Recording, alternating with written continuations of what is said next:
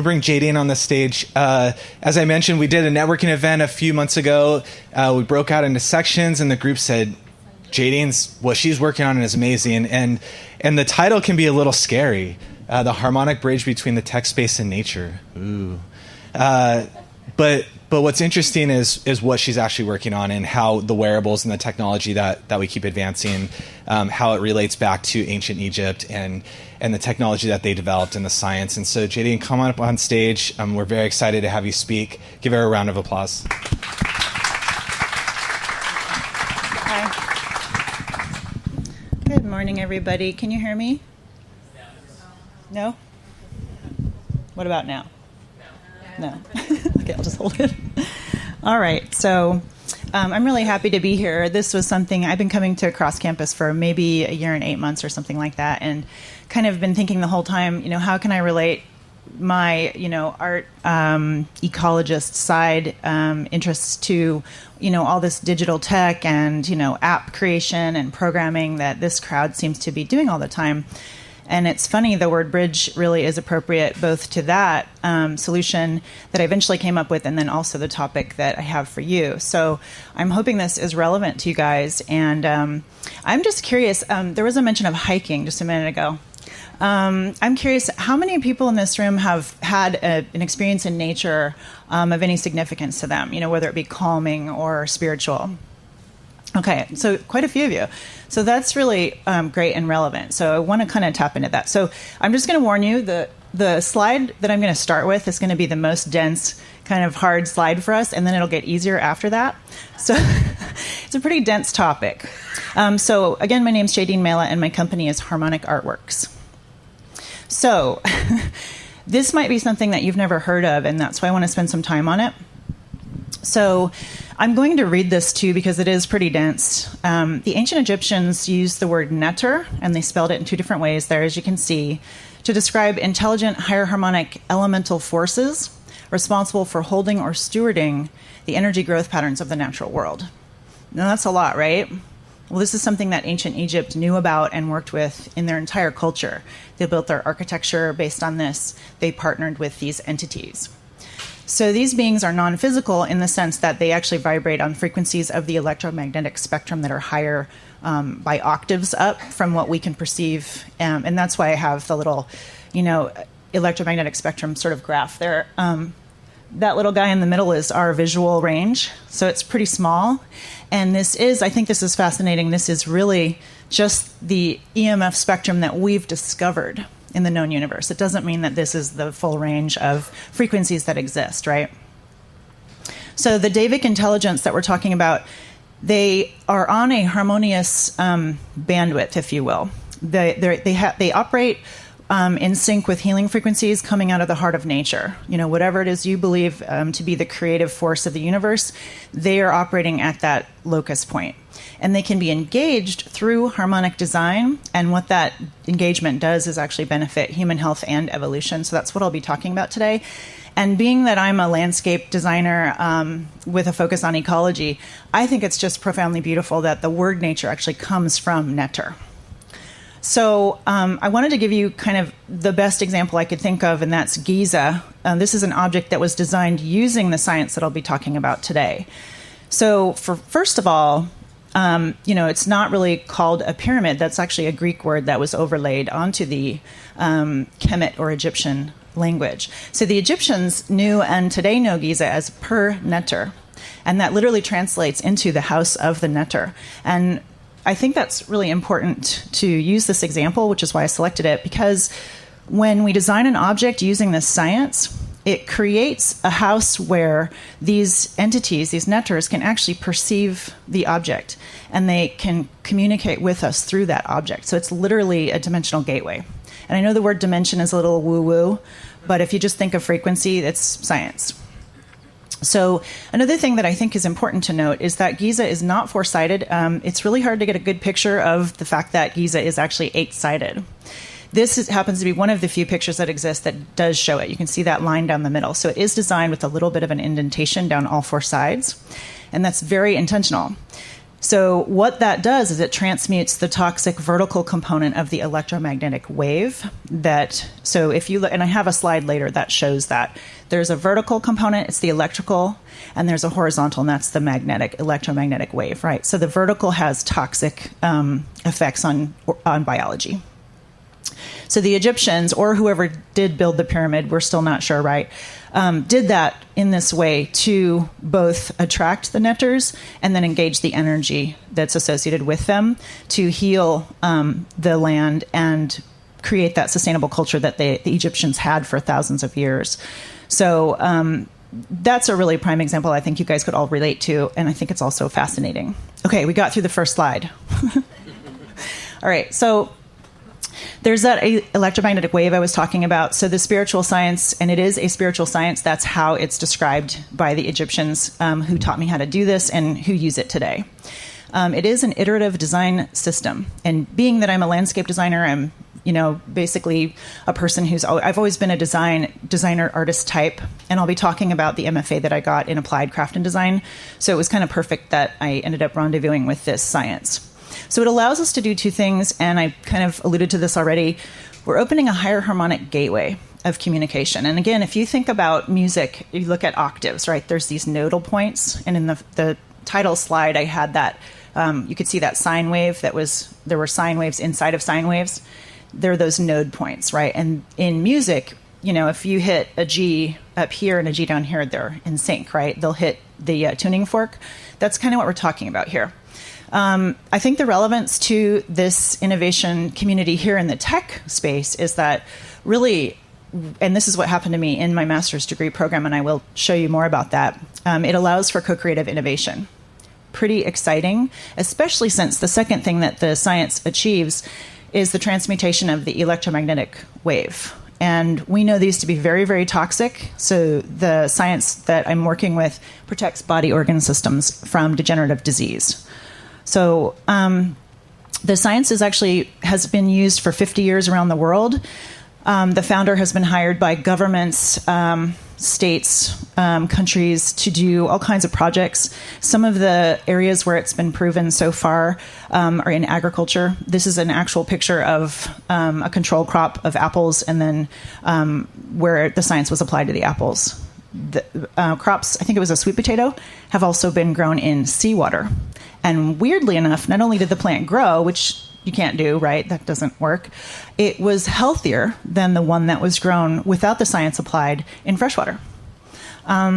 There's also instances of, where livestock lost all their hair, stopped reproducing, and then the science was applied. In this particular instance, there was a cell tower installed in a town, and all the livestock just stopped producing.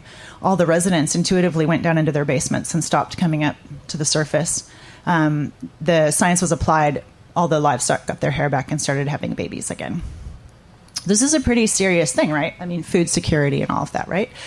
Health. So we've got documentation that it cures hepatitis C, so it protects the liver in adults. There's a lot of studies more recently that it's curing autism in children. And then if you're looking at car and air travel, it's pretty toxic. You're exposed to a lot of radiation, and I will talk a little bit more about that. And then in the tech sphere, this is actually a 5G tower there. 5G is supposedly going to make us all more connected, but I'll talk a little bit more about how that might not be the best of things for us in a minute. But basically, there's that transmutation and protection against EMF, as well as that opening to a co-creative energy. Oh, and I wanted to say, you see a lot of ankhs in the Egyptian reliefs throughout all the carvings that they have and all the buildings and whatnot. That ankh shape is actually a device. So that's designed with the science that I'm talking about. It's a very specific energetic device, and you can see in images like this that it's being used to heal someone. So I think that's just important to kind of note. So I have this funny little graphic. How does this connect to contemporary tech innovation? What's the relevance of ancient design, especially this system of spiritual harmonic design? How does that connect to what a lot of people in this room might be working on?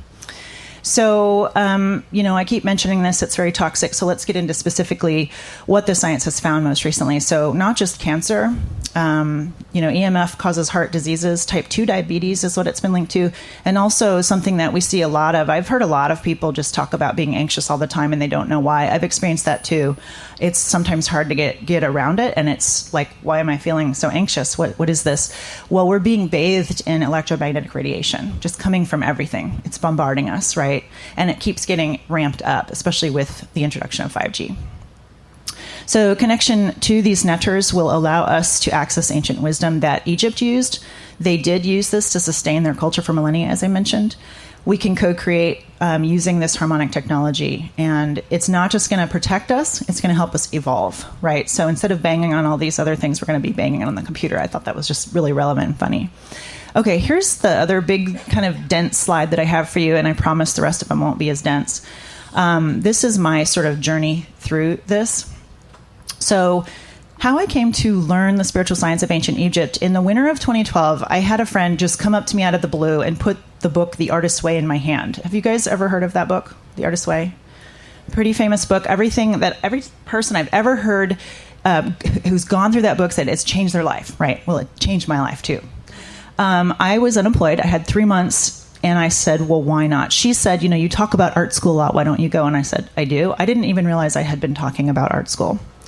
That's how unconscious I was. In the spring of 2013, I heard an interview on talk radio with the founder of a contemporary adaptation of the science. And I instantly knew I wanted to learn it. I just said, oh, that's for me. That's part of my life work. I want that. And then I instantly decided, well, he's in Cairo. This is never going to happen. Oh, well, right? I had started interviewing art schools because The Artist's Way had prompted me to think of myself as an artist. And in fact, I fit the profile exactly of what they call the shadow artist, where you go into fields like landscape architecture, but you're not an artist. So I had interviewed all these schools, and I was living in Portland at the time. I found one that had a studio-based program. And so I was told by the Fed, though, that there was not enough financial aid to go to grad school. So I thought, well, okay, this wasn't my original intention anyway. I'm just sort of following the spiritual path that I seem to be on. But I kept the appointment that I had with an advisor who had offered to look at my portfolio. I didn't really have a portfolio. I had some pictures of some stuff I had made. A lot of it was jewelry, some clothing and whatnot. So I kept that because I thought, well, it'd be a free critique. Well, why not go? We had a great meeting, and he said, your jewelry is the strongest thing that you're doing. And so for your admissions, he didn't know. I didn't tell him I wasn't going to be able to go. He said, you should just make a bunch more of this and show that and use that in your application. So I'm walking out the door from that meeting, and I just, again, there's that spiritual side again of this journey. I just felt this pull to the left, and it was the opposite direction of the door. So I said, well, I'll just follow it. Why not? So I turn left, and I end up in the financial aid office, and they're looking at me like, can we help you? And I just said, So I just told them that, well, I don't know really why I'm here, but I was told that I couldn't go, blah, blah, blah.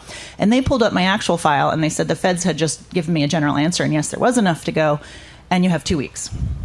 And I said, oh, okay, well, why not? So I just did it. I put together a new body of work. I built a portfolio, and I wrote a thesis proposal.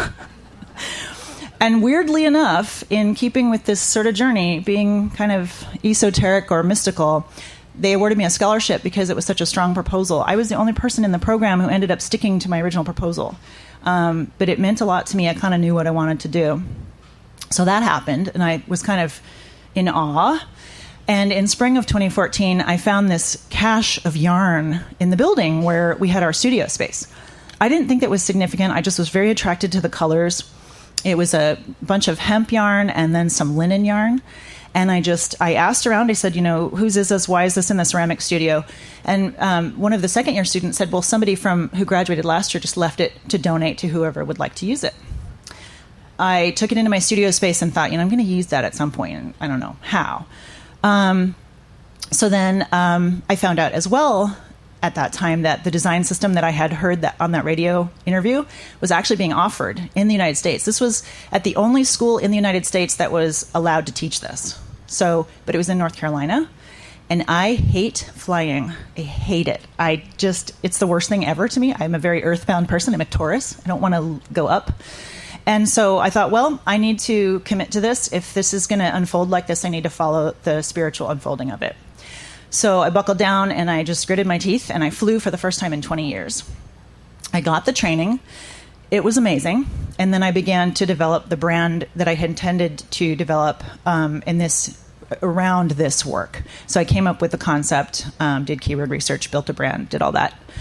Took a branding and marketing class. In the fall of 2014, I started watching YouTube tutorials on how to knit. I found it really funny because in a master's program, you're thinking, oh, well, I should know how to do art. But I never had a BFA, right? Because I'd always thought, well, I don't deserve to be an artist. I can't get a BFA. I have to get something more practical, right? So while I was watching these videos, it's teaching you how to... Does anybody here knit? Okay, one person. So knitting is kind of complicated, I think. But the videos were great. They were very small videos. They're short. So it was like how to cast on, how to start the knitting. And I would watch that and I would then try it, and I'd pause it and I'd rewind it until I got it. And then it would teach you how to knit and purl. And what that is basically just to create the actual knit piece. Really straightforward. It's the most basic knit you can do. I looked at the video and it was all very tightly woven and perfectly symmetrical. And then I looked at what I was doing and it was like really not like that at all. And this is one of those moments where intuitively I just decided to, again, follow what was happening instead of fight it and push for what I thought for whatever reason needed to happen. So the weave looked like what you see in that sculpture at the bottom. That's one of the sculptures that I did. It's a knit sculpture. And you can see, I know that it's kind of small. It actually took me a long time to get this to make this image for you guys. But you can see that the weave or the knit of it is just really wide open. There's a lot of space. There's just big holes in it. And then in some cases, you can see there's a hole up in the left there, that just happened. I ended up thinking it was beautiful and I just went with it, whatever. I later had an assignment where we had to do some research and present some research around the forming thesis. And I found out that my knit pattern very closely resembled the magnification of plant cells, even down to where you have these large holes in it. And I thought, oh, okay, yeah, there's something going on here, right? All these synchronicities and connections. This is relevant because, as I said, the netters are very directly responsible for the patterns of organic growth in the natural world. So the forms that trees take, has anyone heard of the Mandelbrot set? Yeah, so these sort of fractal patterns that everything in nature takes, I just thought, okay, this is definitely, I'm being led towards something here. There's too many connections, right? So that was pretty cool.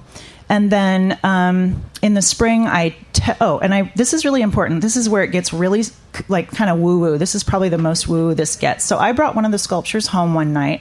It didn't kind of do what I wanted it to do. It looked a little wonky. The lines weren't the curves that I wanted. So I took it home. And that night, it was very quiet in my apartment. And that evening, I heard a voice speak. And it said, and this is verbatim what it said, "We're here. We're willing to talk with you." And I was just like, whoa. So the portal was working. And I did these in a circular shape because I wanted them to be a portal. They ended up being shaped like seed pods to help the viewers understand the concept more. But this one that I used in this example showed the weave a little better. So I thought, okay, well, no pressure or anything, right? So that happened, and then in the spring of the next year, I tested the work, and I was in a warehouse room about the size of this room, and I went to the corner. So I would stand next to the work, and I would test the work using the tools, and I would stand back and test them, and it kept registering the trio of higher harmonic frequencies that are target frequencies for the science. Those are the frequencies that if you achieve them, you transmute the EMF wave, and you open the portal. I kept moving backwards, and until I was about 45 feet away, that's as far as I could go, and they were still testing positive for this emanation. So I thought, okay, well, that was cool. And then when I was getting the training in the summer previous, part of the signatures that I had to get in that proposal to get that independent study credit was that the work would be verified or at least tested by the instructor. So it wasn't just me saying that I was doing this correctly, because the goal was to apply this science to art, right? The guy ended up being unavailable. He was very firm about it. He said, I don't have time to spend any time with my students outside of class. So he just would go home every day right after class. And I was sort of left thinking, well, okay, I guess I just have to wing it here and hope that I'm doing this correctly. And my testing was working, but being a student, I wanted that confirmation. So I decided to write to the founder in Cairo, and I thought, well, he's a world famous engineer and architect. He's like, why would he ever spend time on me? Who was I? A few months went by, and I got a very long email from him. I was eating cereal at the time, and I cried with joy into my cereal. Because not only did he take the time to write to me, but he said he tested my work in his Cairo lab. You can test this remotely. And he said it's very effective. And he congratulated me and said, you're engaging the science as was intended, creating new designs using the science. I was just blown away. And I thought, well, there I've got that independent verification that I can then present to my committee. So right after that, so pretty soon after that, I passed my oral defense. That was also kind of a tough one because although they were artists for the most part, they were straight world people, if you will. And so I had to convince them that what I was doing was legitimate. So that was kind of an amazing experience to pass that. And then right after that, I got awarded this 6-month exhibit at the Port of Portland. And the reason why I mentioned that and why it was significant to me is because these are resonant objects, right? They were exposed, we calculated it over that 6-month period to about 7 million people passing through the port, right by that exhibit. So those people were exposed both physically and in their consciousness to that energy. And that's how many chances do you get to expose viewers to your art in that volume, right? So that was amazing. I wish I would have taken a survey or something to see what their experience was. So then, fast forward 3 years, I took a break. Everybody I've ever met who's ever gotten a master's degree almost died. Has anybody gotten a master's degree in here? Do you know what I'm talking about? It's really hard on so many levels. So I just took a break. I didn't want to deal with it at all for a while, but I intended to pick it up when I was ready again. So I moved to Pasadena to be around family. And I did not know until, coming to Cross Campus that there's this huge innovation community here. Fast forward to very recently, as you mentioned, I was nominated to speak for being innovative. That 2-minute talk, I think it was about a month ago or two, led to being approached with a referral to an investor. Someone said, this guy would be interested in what you're doing. You should talk to him. So I reached out, did my due diligence, and we just had our second meeting finally. It's been hard to get that meeting. We finally had that meeting yesterday, weirdly enough. And it turns out that his proposal moves the brand into a partnership with engineers, which is exactly what I had hoped would happen. And I didn't even really do any, it just feels like it's all just happening, right? So I wanted to share that journey to kind of give you a window into that spiritual side of this. When you're considering what this could mean for projects you're working on, there is that component of I say opening the portal because it's such woo-woo speak, but that's literally what's happening. There's that you're being influenced by these intelligences, right? And I should say, I think I didn't mention, when I discovered this weave pattern or the knit pattern was weird, it wasn't like what the YouTube video said it should be.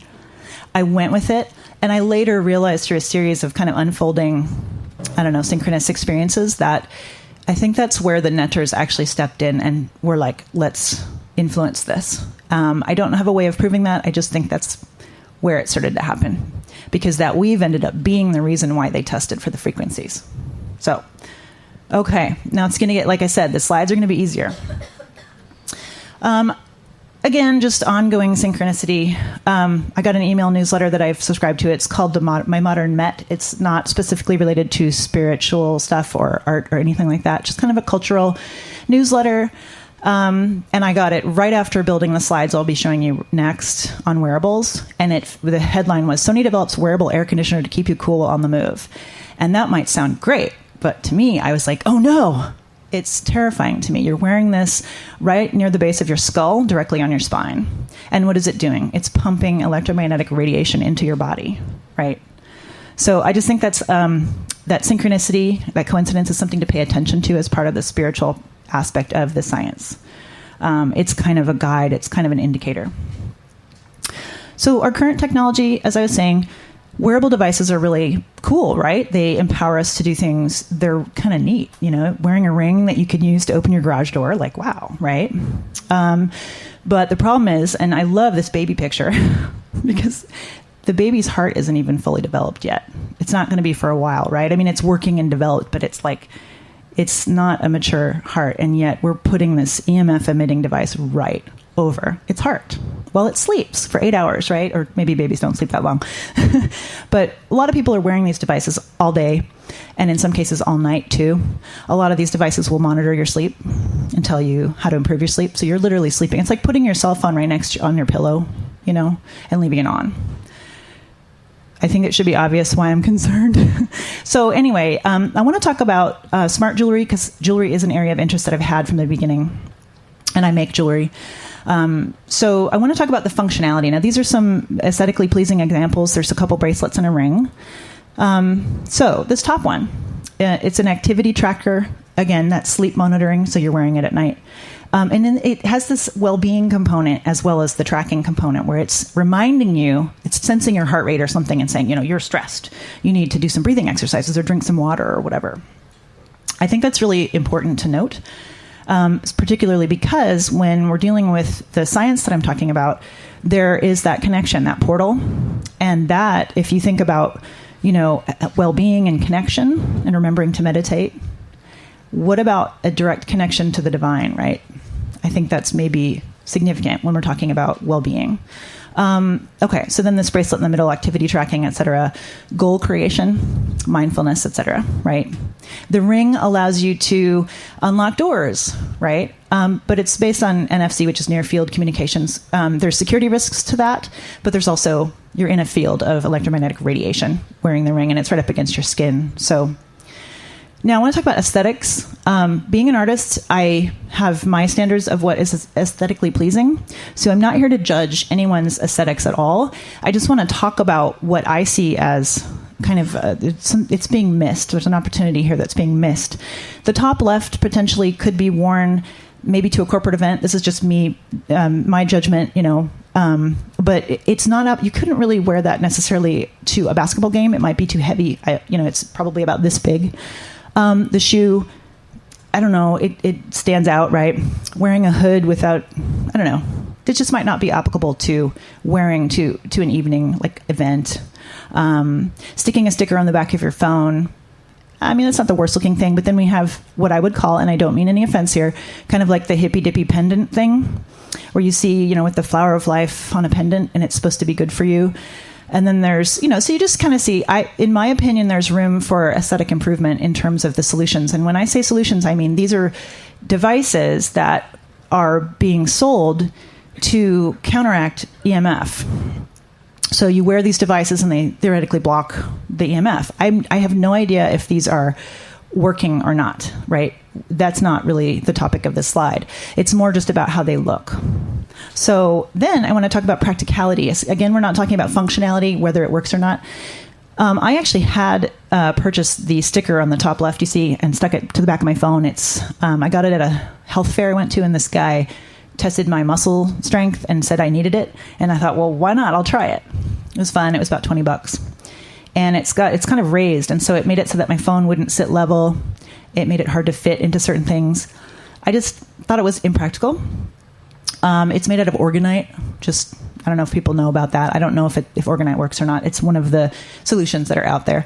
Wearing an apron might be good if you work in a lab all day, but then what about when you go get in your car and you drive home and you go out with your friends, right? You can't wear an apron all the time. I mean, you could, but who's going to do that?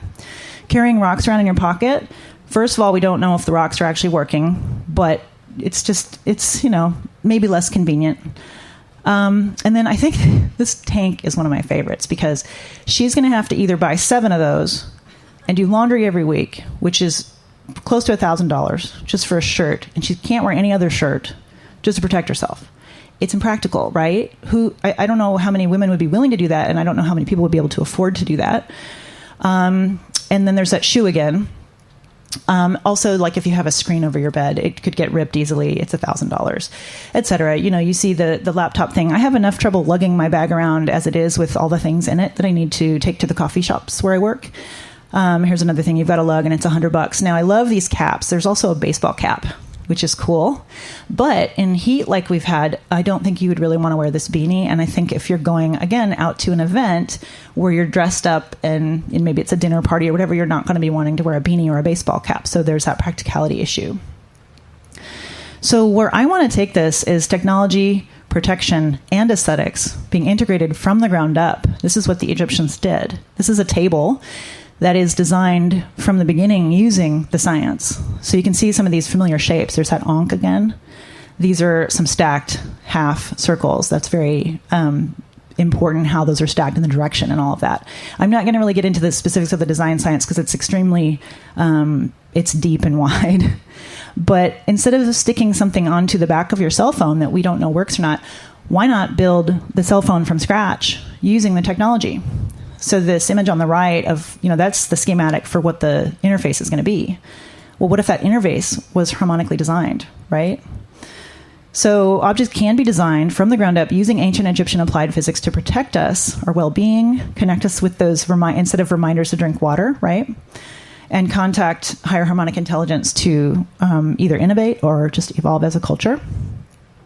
So this is my last slide, and I just want to end on what I think the opportunity is, at least for what I'm wanting to do, and I think potentially it relates to what people in this audience might be working on or know people who are working on. I think this is just a small but yet another example of kind of that spiritual unfolding, that this first sentence ended up rhyming. So I'm going to read it. From elegant wearable devices to home equipment to sports gear disguised as art, technology doesn't have to cause harm if harmonically designed from the start. So it's just little weird things like that all the time. And maybe that's normal. I don't know, but not for me. It stands out to me. So here are some of the areas where I think they need to be harmonically designed, and also some that I'm just particularly interested in. Obviously, the wearables, the smart clothing and jewelry, because we're wearing those against our bodies. I think that that's important. Same with the medical. If we're doing medical monitoring, baby monitors, super important in my opinion. Smart home. This is not really addressing the sort of security issues with a smart home. It's more looking at you just being bathed in EMF coming from all of your appliances and your garage door and et cetera, right? Cell phones, and I think also towers. What if cell phone towers were beautiful, gigantic sculptures that also transmuted the radiation coming out of them to protect us all, right? Smart fitness, like the Fitbit and those kinds of things. And then appliances. I don't know if people are aware of this, but your refrigerator, your hairdryer, they're all putting out a lot of electromagnetic radiation. And you're putting your hairdryer right next to your head, too.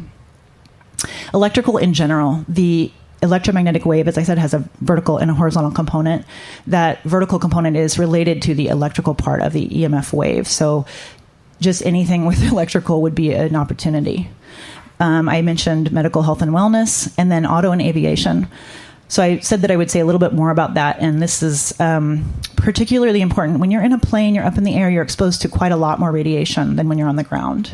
And when you're in a car, and this is one of my favorites because I do this too, being relatively new to LA, I use my Google Maps to navigate, and I see design clients an hour away, and Topanga Canyon, I don't know how to get there, I use the map. Well, what happens is, you don't have it on airplane mode, it's live, and it's bouncing electromagnetic radiation through your body, hitting the metal wall of the car and bouncing back through your body multiple times. You're in a hot box of radiation. So these things, I think, are the best opportunities to cure using this technology. And that's all I had for you. Again, I'm Jadene Mayla, and my company is Harmonic Artworks. Thank you so much for coming.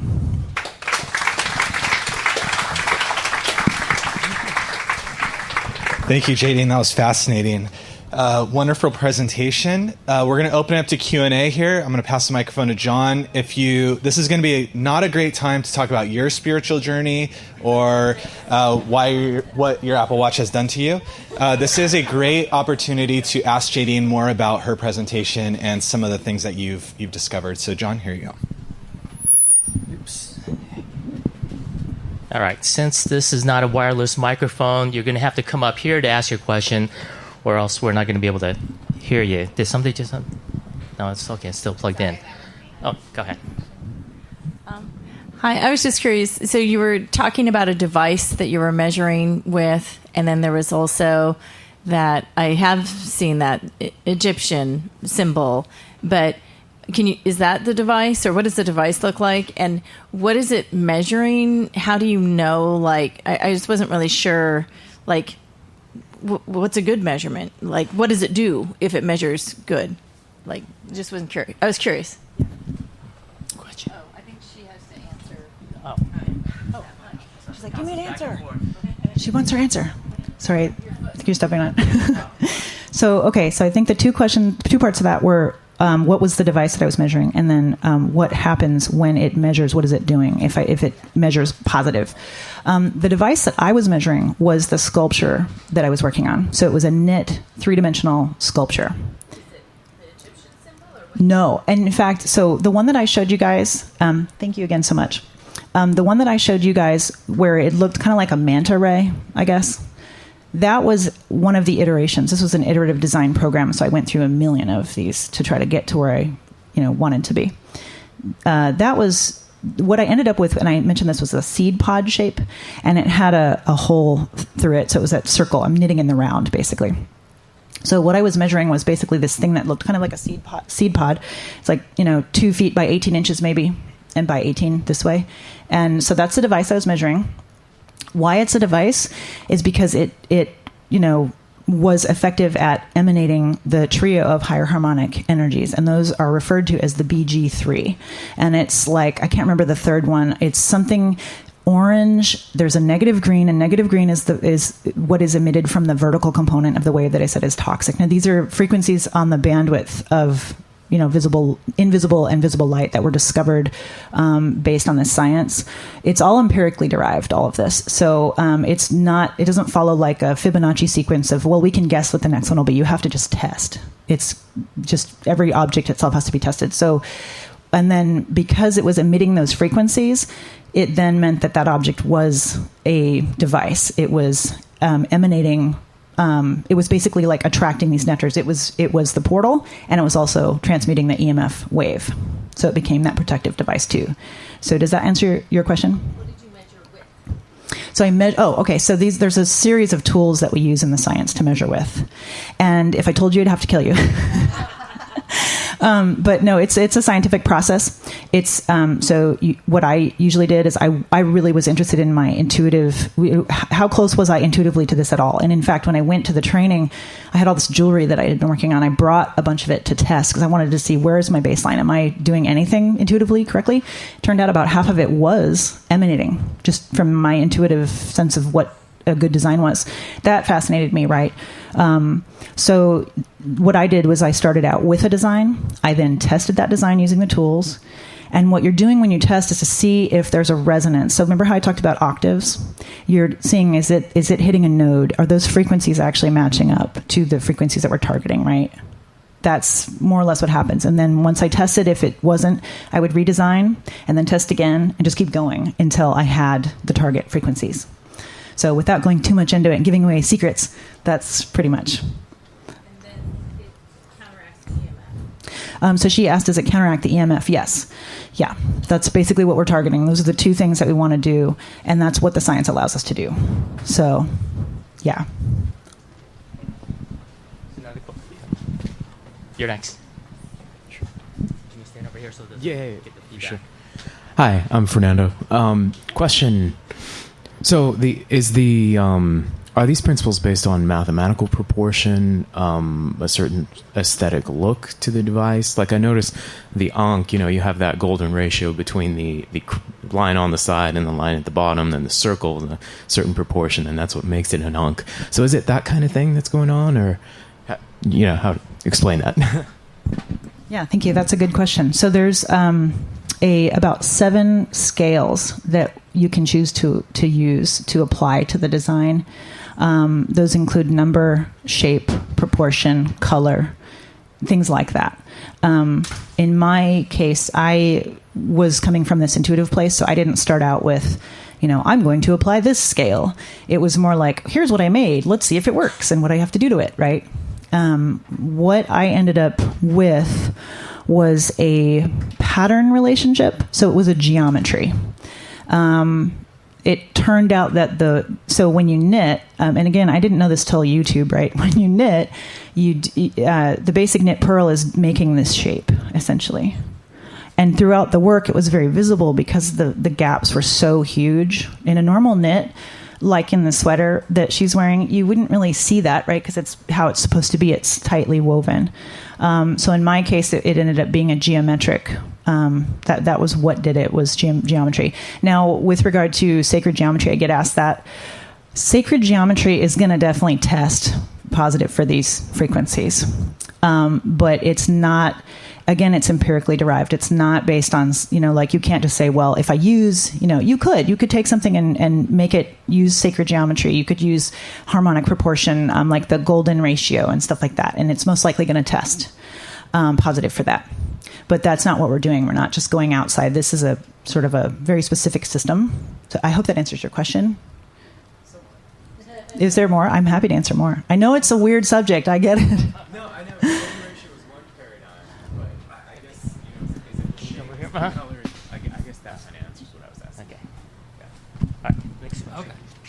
Okay. My name's Gary. I think I only noticed you mentioned one word, orgonite, and was wondering what was that actual substance, and if there are other substances that are very effective.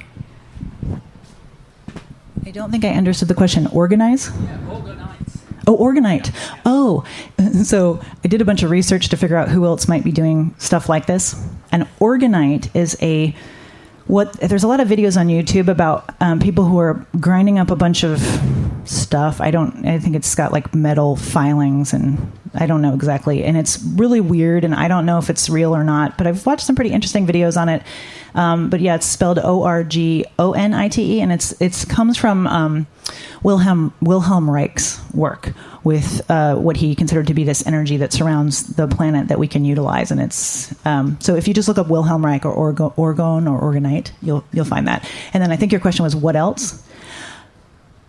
I would say you probably would want to look into I would Google like EMF protection and you'll find a bunch of stuff. I think for my purposes, testing all that stuff is outside the range of what I want to do. But I did, for one of the assignments in the program I was in, we had to compare another person doing something similar to what we were doing and sort of critique it. And I actually posted my critique to the Facebook group before turning it in, and Dr. Kareem answered it. I don't even know why he responds to me. It's weird. But he said, this woman had been doing these pendants that were similar to Dr. Kareem's pendants. And she was basically lying, he said. He said, I know this woman, I've tested her work, and it doesn't work at all. It's just fake. She's selling this stuff saying that it's using the technology, and it's not. So I would definitely do some research to look into EMF protection devices or EMF protection, and you'll find a ton of stuff out there. So.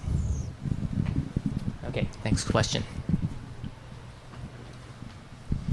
Hi, Monica Urquidy. I had a question on scalability. How scalable is this? Could it be put into, we have like developing nations, and our nation needs more infrastructure too, and large-scale infrastructure projects. And then also, because you didn't mention this part, the money in the deal. I mean, have you done an ROI as to the cost to society, the cost of what you're avoiding? In other words, like cancer. Have you done that? Have you done the dollarized version? In other words, what's going to sell this to large? I mean, you don't want to be at a fair selling this, right? I mean, what's going to sell this to somebody? Thank you for that question. So the first one about scalability, it can be applied to anything. I could redesign that lamp shade and make it, resonate. You can make a shoe. You can do a keychain. It's applied to any kind of object.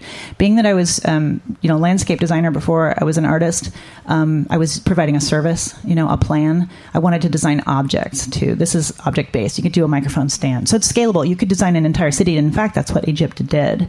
All of their architecture is based on this science. So all the proportions of it. A really good thing to look into is the Temple of Man.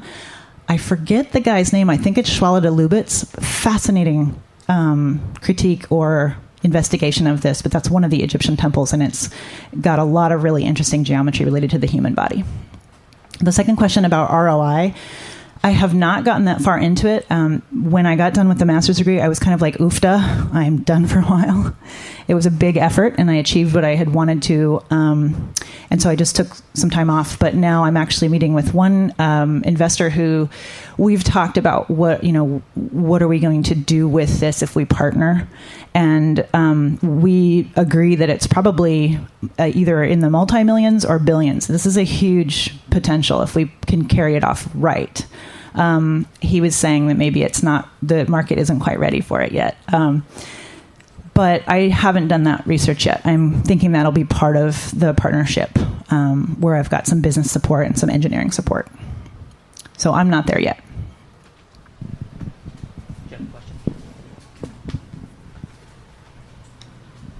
Hello, Christina. Great presentation. Thank you.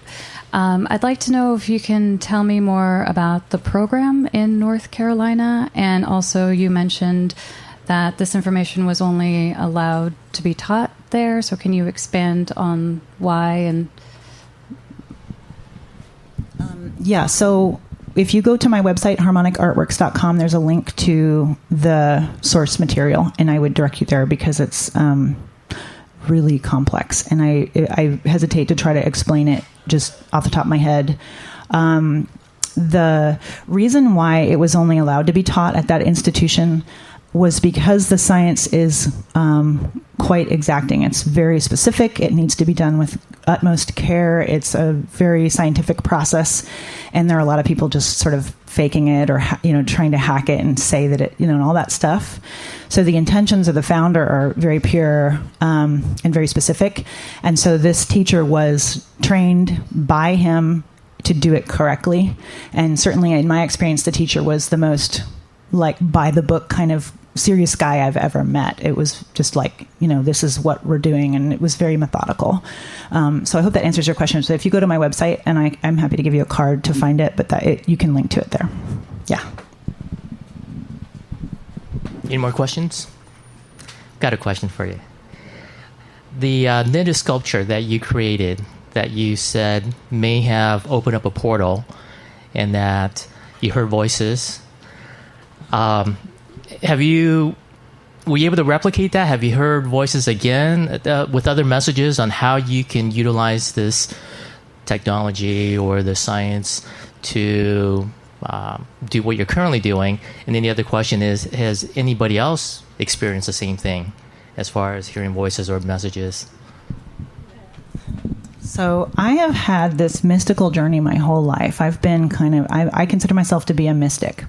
What that means is that I have some sort of esoteric ability. I have a little bit of what's called clairvoyance, which just translates into clear seeing, clairaudience, which is I can hear outside the normal range of frequencies that the human ear picks up, and also what's called clairsentience, which is these are all extrasensory abilities, if you will, that were discovered and validated by an MIT graduate researcher.